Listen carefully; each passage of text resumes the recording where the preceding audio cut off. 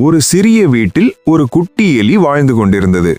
அதே வீட்டில் பெரிய பூனையும் இருந்தது.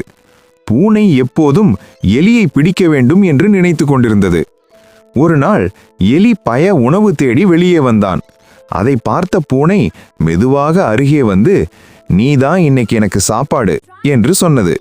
எலி உடனே, "முடிஞ்சா என்ன புடி" என்று பயந்து ஓட ஆரம்பித்தது. பூனை அதற்கு பின்னால் வேகமாக ஓடியது.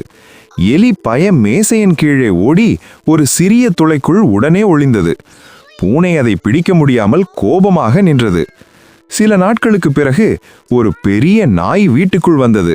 அது பூனையை பார்த்ததும் அதன் பின்னால் ஓட ஆரம்பித்தது.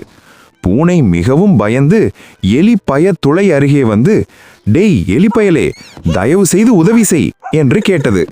எலிப்பய சிறிது யோசித்தது. பிறகு சமையல் அறையிலிருந்த ஒரு பாத்திரத்தை தள்ளி பெரிய சத்தம் செய்தது. அந்த சத்தத்தை கேட்டு நாய், "ஆள விடுறா சாமி" என்று ஓடியது. அந்த நேரத்தில் பூனை தப்பித்து ஓடியது. பூனை எலியிடம் வந்து, "நான் உன்னை பிடிக்க நினைத்தேன், ஆனால் நீ என்னை காப்பாற்றினாய், நன்றி" என்று சொன்னது. அந்த நாளுக்கு பிறகு பூனையும் எலியும் சண்டை போடாமல் நல்ல நண்பர்களாக வாழ்ந்தார்கள்.